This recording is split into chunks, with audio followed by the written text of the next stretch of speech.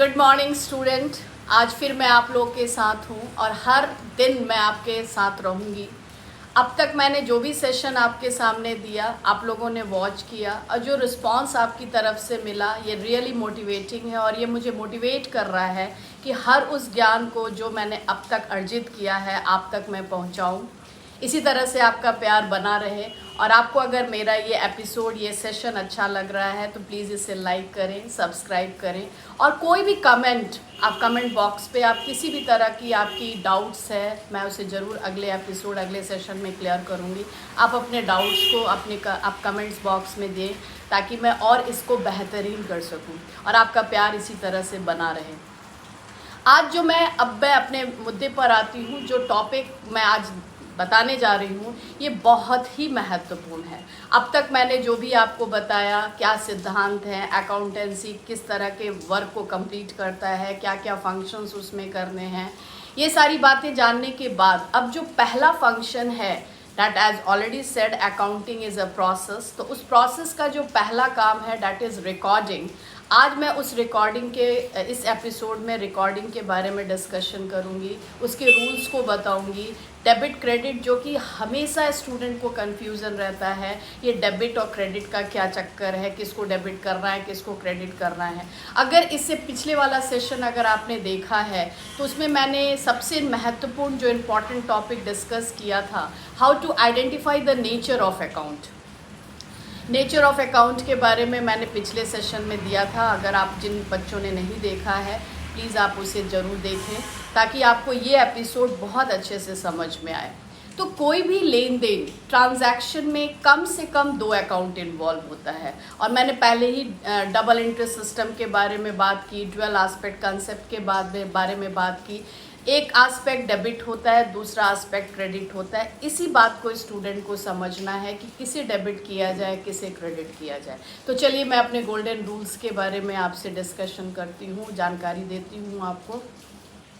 तो सबसे पहले नेचर पहचानना बहुत ज़रूरी है। तो मैं स्टेप से बात करूं। पहला स्टेप, कोई भी स्टूडेंट पहले ट्रांजैक्शन को अच्छे से पढ़े और देखे कि कौन सा 2 अकाउंट, क्योंकि मैंने कहा मिनिमम 2 अकाउंट उसमें इन्वॉल्व होता है, तो कौन सा 2 अकाउंट उसमें इन्वॉल्व है।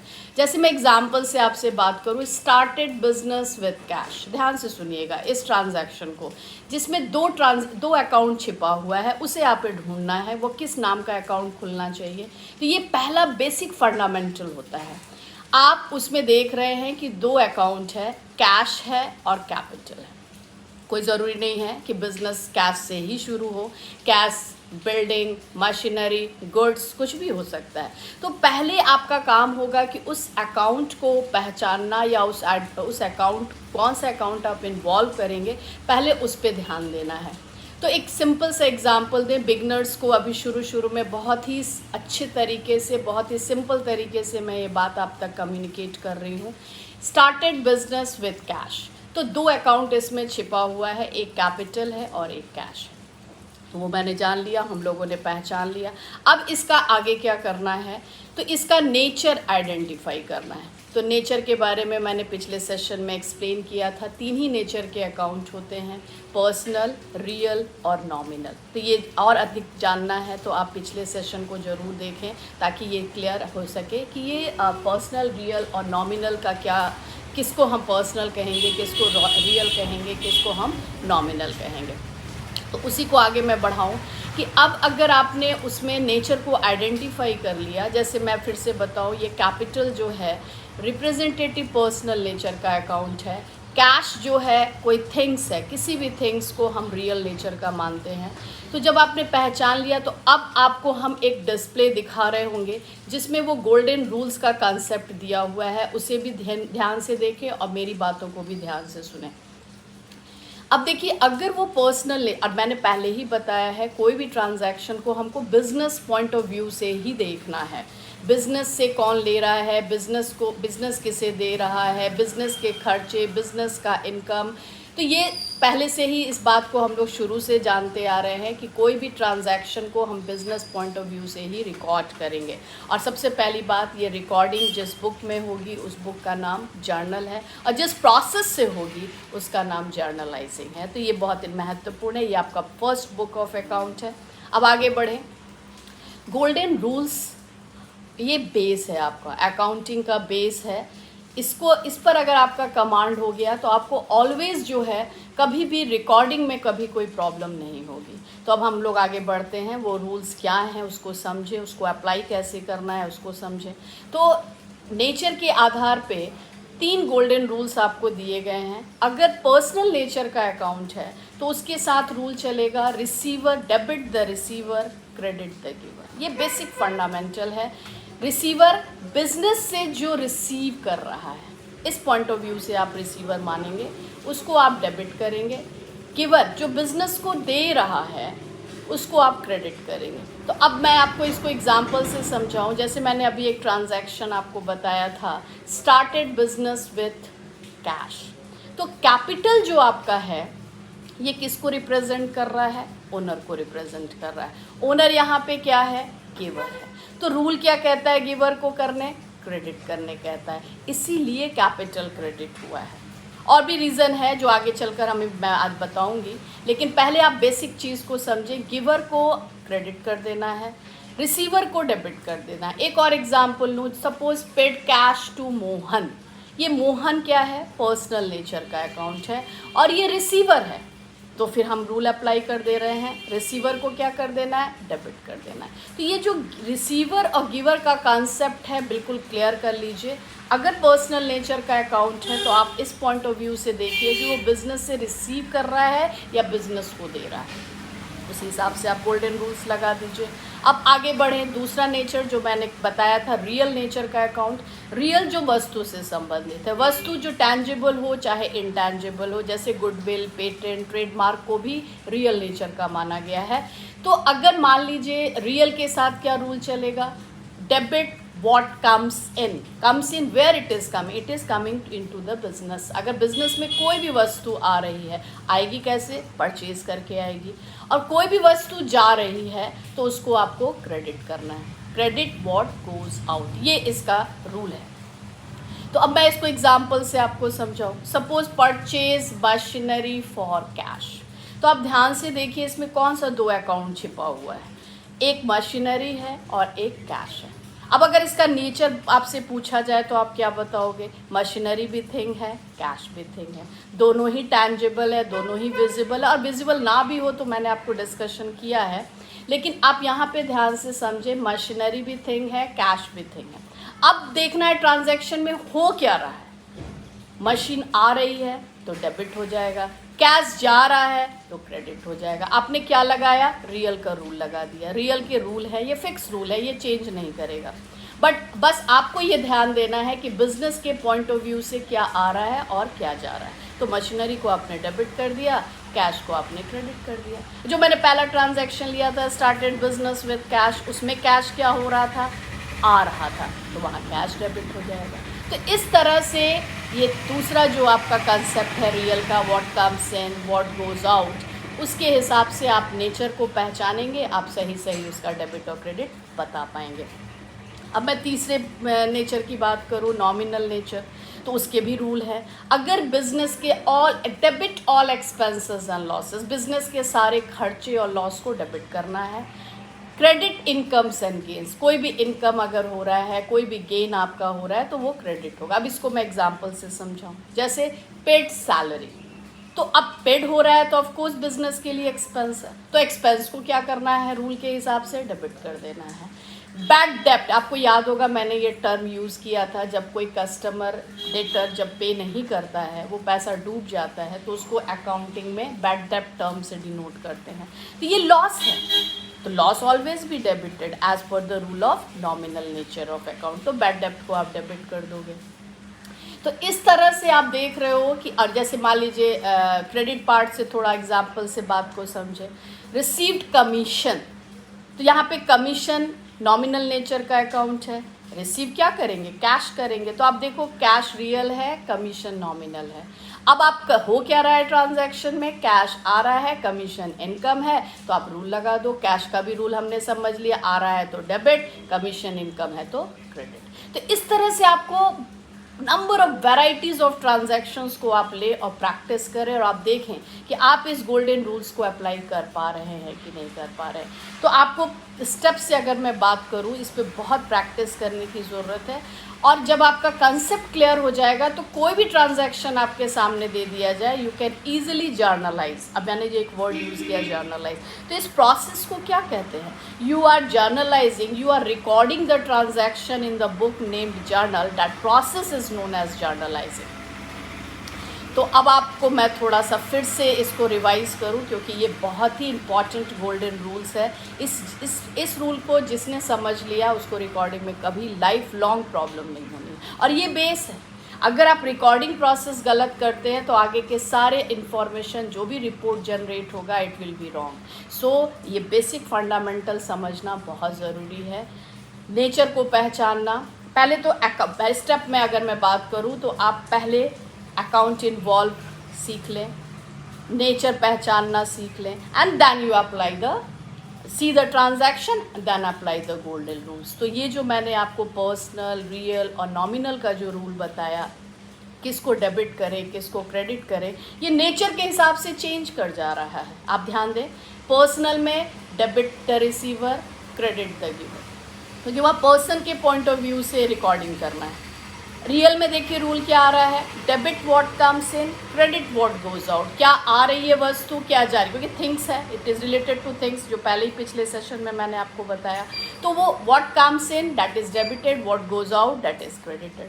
अब अगर नॉमिनल की बात करें तो expenses losses debited, income gain credited. तो आप अगर आपसे कोई क्वेश्चन कर दे व्हाट इज़ डेबिट, तो how you will define? Simply you will say totally depends on nature of account, because debit का चेंज हो जा रहा है फॉर्म। पर्सनल में डेबिट रिसीवर हो जा रहा है, रियल में व्हाट कम्स इन डेबिट हो जा रहा है, नॉमिनल में what incomes and expenses and losses debit हो जा रहा है। तो आप क्या देख रहे हो, डेबिट का फॉर्म चेंज हो जा रहा है। It totally depends on nature of account, which will be debited, which will be credited, it totally depends on nature of account. So it's very important to identify the nature of account and which account you are involving, that is also very important. और उसी तरह से अगर आपसे किसी ने कहा what is credit, again it totally depends on nature of account. See, in case of personal nature of account, what is credited, giver is credited. In case of real nature of account, what goes out is credited. In case of nominal nature of account, income and gains are credited. तो आपका सीधा जवाब यही होगा कि it totally depends on nature of account and accordingly the credit part is changing. तो ये जो गोल्डन रूल्स है, एक तो ये रूल आपने समझ लिया। अब थोड़ा सा आगे बढ़े तो एक और रूल है जिसको डायमंड रूल से भी कहीं कहीं पे डिनोट किया गया है। एसेट्स कभी भी क्रेडिट नहीं होगा, मतलब assets always debited, liabilities always credited. ये भी एक रूल आपको समझ में आ रहा है कि अगर ये कब रूल एप्लीकेबल होगा, जब ये बिजनेस फर्स्ट टाइम स्टार्ट नहीं हो रहा है, क्योंकि फर्स्ट टाइम स्टार्टिंग में ही परचेज मशीनरी होता है। लेकिन ऑलरेडी अगर आपका बिजनेस स्टैब्लिश है और एक बुक से दूसरे ईयर में आप अपने बैलेंस को ट्रांसफ़र कर रहे हैं, तो एसेट्स को क्या करेंगे, लाइबिलिटीज़ को क्या करेंगे, यहाँ पे कौन सा रूल चलेगा? तो यहाँ पे रूल ये चलेगा कि एसेट्स ऑलवेज डेबिट होगा, लाइबिलिटीज़ ऑलवेज क्रेडिट होगी। तो ये भी एक बात समझने की है। और जब हम एक अकाउंटिंग ईयर से दूसरे अकाउंटिंग ईयर में जब हम अपने रिकॉर्ड्स को ट्रांसफ़र करते हैं तो अपने सारे एसेट्स को अगले अकाउंटिंग ईयर में डेबिट करते हैं और सारी लाइबिलिटीज़ को अगले अकाउंटिंग ईयर में क्रेडिट करते हैं।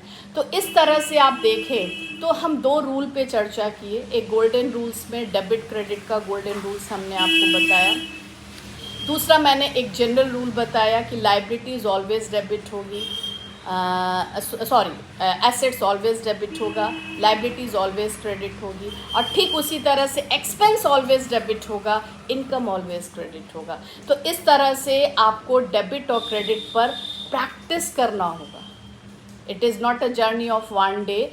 आपने मेरी बात सुनी और अब मैं आपको थोड़ा सा ये जो आपने अगर ये काम को सीख लिया है कि अकाउंट कौन सा इन्वॉल्व करना है, नेचर पहचानने में आपको कोई कन्फ्यूज़न नहीं हो रही है, तो आज जो मैंने आपको सेशन दिया गोल्डन रूल्स को अप्लाई करने का, वो भी अगर आप प्रैक्टिस करते हो तो आप आराम से इसको कर पाओगे।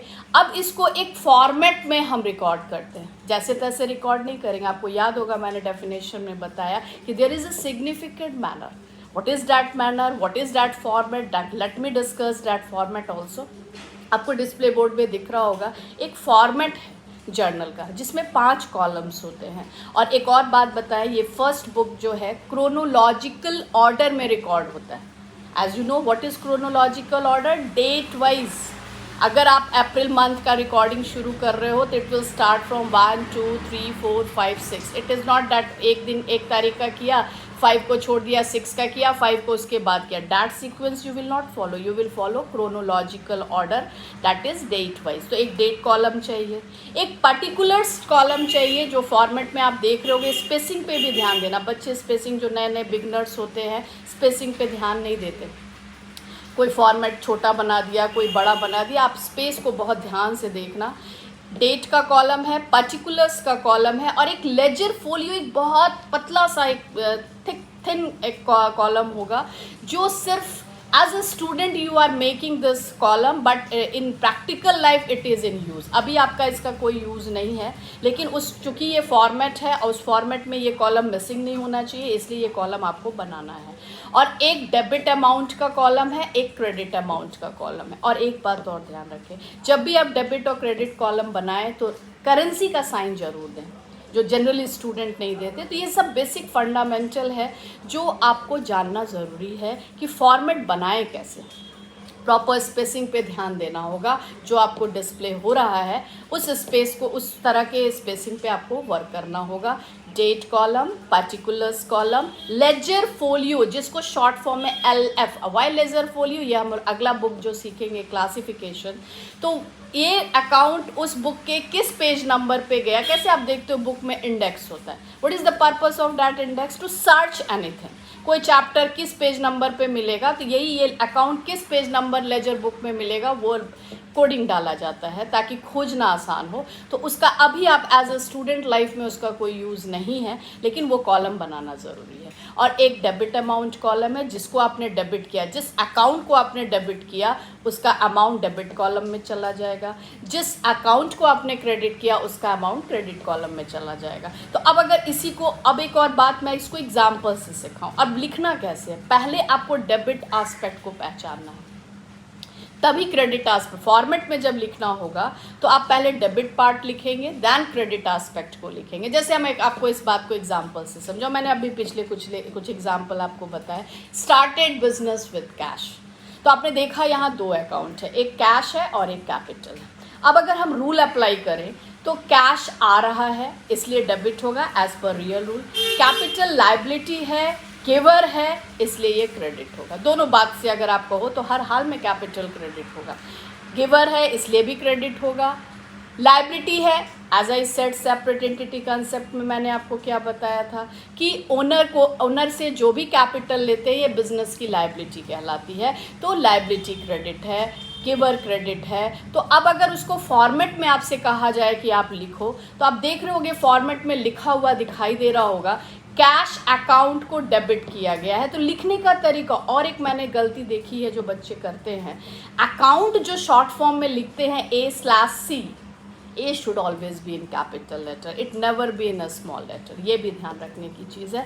अकाउंट और DR शॉर्ट फॉर्म में, डेबिट के लिए यहाँ पे DR वर्ड एब्रिवेशन यूज़ किया गया है, लेकिन क्रेडिट के लिए CR यूज़ नहीं किया गया। आप ध्यान से देखोगे फॉर्मेट में वहाँ लिखा है TO2 capital account. 2 if you have prefix with the capital, that itself denote that it is credited। तो 2 कैपिटल लिख दिया। और अमाउंट को देखो, ठीक कैश अकाउंट के सामने डेबिट कॉलम में अमाउंट जितने भी, मान लीजिए 2 लाख से स्टार्ट किया तो 2 lakh in the debit column, 2 lakh in the credit column, just against the capital. ये भी ध्यान रखना है कि ऊपर नीचे नहीं लिखना है। As I said accounting is an art, और वो आर्ट दिखना चाहिए, और आर्ट में एक सिस्टमेटिक तरीके से। और एक और बात है, आपने कैश अकाउंट को डेबिट करके डेबिट कॉलम में अमाउंट लिख दिया, कैपिटल को क्रेडिट करके क्रेडिट कॉलम में अमाउंट लिख दिया। एक और बात जो बहुत ज़रूरी है, जो बच्चे शुरुआत में तो बहुत सीरियसली करते हैं, लेकिन जैसे जैसे सीनियर होते जाते हैं लगता है अरे ये तो कोई ज़रूरत ही नहीं यार, अच्छा वो लिख लेंगे एग्ज़ाम में तो हो ही जाएगा। नहीं होता है बेटा, जो प्रैक्टिस आप स्टार्ट से करोगे वही कंटिन्यू रह जाती है। तो आप वहाँ पे नरेशन लिखना हमेशा भूल जाते हो। Why there is what is the purpose of writing narration. तो मैंने कहा कि अकाउंटेंसी एक भाषा है, एक लैंग्वेज है, और ये आप और हम समझ रहे हैं, वो भी हमने इसको सीखा, समझा, जाना तरीका। लेकिन जो अकाउंटेंसी नहीं जानता वो कैसे समझेगा कि इसमें क्या हो रहा है। जैसे ओनर को तो नहीं आती है अकाउंटेंसी, तो वो कैसे समझेगा इस ट्रांजैक्शन का क्या मतलब है। तो आप नरेशन में जो आपने किया उसको एक सिंपल लैंग्वेज में लिख दिया, being business started with cash. अब ये लाइन पढ़ के तो जो भी अकाउंटेंसी का जानकार नहीं है वो भी समझ पाएगा कि अच्छा यहाँ पे कैश आ रहा है, पूंजी लगाई जा रही है। दूसरा एग्जाम्पल ले, suppose deposited cash into bank. तो आप देखो यहाँ पे दो अकाउंट है, बैंक है और कैश है। बैंक पर्सनल नेचर का है, रिसीवर है तो डेबिट हो गया, कैश जा रहा है तो क्रेडिट हो गया। तो अब नरेशन आप लिख दिए, being deposited cash. Being is not compulsory, you can add और you may not add. Deposited cash into bank आपने डाल दिया। अमाउंट, अब मैंने कहा बैंक के ठीक सामने डेबिट कॉलम में अमाउंट डाल दिया, कैश के ठीक साइड में आपका। तो ये सब आपको हम डिस्प्ले में दिखा रहे हैं जो हम आपको बोल रहे हैं, ताकि लिखने पर आपको लिखने का तरीका भी आपको आना चाहिए। तो ये जो डेबिट और क्रेडिट का जो कॉन्सेप्ट है ये बहुत प्रैक्टिस की चीज़ है, और आप आगे जैसे जैसे बढ़ोगे, अब मैं यहाँ पे एक चीज़ और ध्यान देना है, दो ही अकाउंट नहीं, जैसे जैसे हम आगे बढ़ते हैं दो से ज़्यादा अकाउंट भी इन्वॉल्व होते हैं, तो वहाँ भी वही बात करनी है किस नेचर का है, हो क्या रहा है, and apply this golden rule. जैसे एक एग्जांपल से बात करूँ, receive cash from Ram in full settlement. अब ये इन फुल सेटलमेंट का क्या सेंस है, तो आपको ये देखना होगा कि राम को आपने सेल कितना का किया था, तभी आप फुल सेटलमेंट के जो हिडन एक अकाउंट है डिस्काउंट को आप आइडेंटिफाई करोगे, what amount you allowed to Ram. जैसे अब इसको दो टर्म से बात करें, paid sold goods to Ram, तो आपने एंट्री क्या पास की, राम यहाँ पे रिसीवर है, सेल्स आपका इनकम है, तो आप रूल लगा दो, राम रिसीवर है तो डेबिट हो जाएगा, सेल्स इनकम है तो क्रेडिट हो जाएगा। ये बात क्लियर हो गई। मान लीजिए 5000 का आपने सेल किया, तो 5000 अमाउंट कॉलम में राम के सामने, सेल्स के ठीक सामने 5000 लिख दिया। अब आप मान लीजिए कि जिस डेट को आप सेल किए उसके 5 डेज बाद you are receiving only 4800 in full settlement. तो अब देखो यहाँ इन फुल सेटलमेंट जब भी वर्ड यूज मिले तो आप समझ जाओ कि यहाँ पे आपने अपने कस्टमर को डिस्काउंट दिया है। कस्टमर जिसको हम डेटर्स कह रहे हैं उसको हमने डिस्काउंट दिया, तो what amount you have given discount, इसके लिए आपको पिछला ट्रांजैक्शन राम के साथ जो हुआ है वो देखना होगा, जो कि 5000 का हुआ है। तो वो 5000 में अगर आप 4800 रिसीव कर रहे हो तो what amount of discount you are allowing to Ram, that is 200। तो अब देखो यहाँ पे एंट्री को कैसे, इसको हम जर्नलाइज कैसे करेंगे। तो आप देखो यार 3 अकाउंट आपको नजर आ रहा है, एक कैश दिख रहा है, एक डिस्काउंट दिख रहा है और एक राम दिख रहा है। तो अब नेचर बताओ, कैश रियल नेचर का लग रहा है, डिस्काउंट नॉमिनल नेचर का लग रहा है, राम पर्सनल नेचर का लग रहा है। अब रूल अगर हम अप्लाई करें तो कैश आ रहा है इसलिए डेबिट होगा, डिस्काउंट एक्सपेंस है इसलिए डेबिट होगा, राम गिवर है इसलिए क्रेडिट होगा। तो पहले डेबिट पार्ट लिखेंगे, cash account debit, discount account debit to Ram. तो इस तरह से आपको प्रैक्टिस करनी होगी। और अगर एक और एग्जांपल ले लें, आपके पास पूरा लिस्ट दिया हुआ है, सारे एसेट्स हैं, सारी लाइबिलिटीज़ है, और आपसे कह दिया गया कि पास जर्नल एंट्री, तो अब क्या करेंगे, मैंने एक रूल और आपको बताया था, सारे एसेट्स को डेबिट कर दो, सारे लाइबिलिटीज़ को क्रेडिट कर दो। लेकिन जब डेबिट क्रेडिट करे और दोनों साइड इक्वल ना आ रहा हो तब भी तो गलत हो जाएगा, क्योंकि डेबिट जितना से होगा उतना क्रेडिट्स भी होना चाहिए।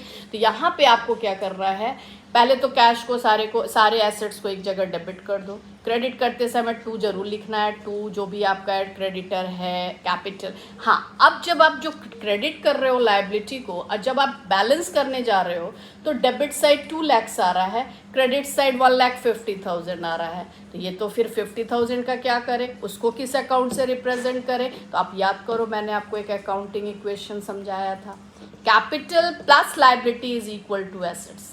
तो अगर आपके पास एसेट्स का सारा डिटेल दिया हुआ है, लाइबिलिटीज़ का डिटेल दिया हुआ है, तो जो डिफरेंस है उसको कैपिटल से डिनोट कर दो। वो 50,000 कैपिटल से डिनोट हो जाएगा और आपकी जर्नलाइजिंग एंट्री कंप्लीट हो जाएगी। तो इसको कहा जाता है ओपनिंग एंट्री।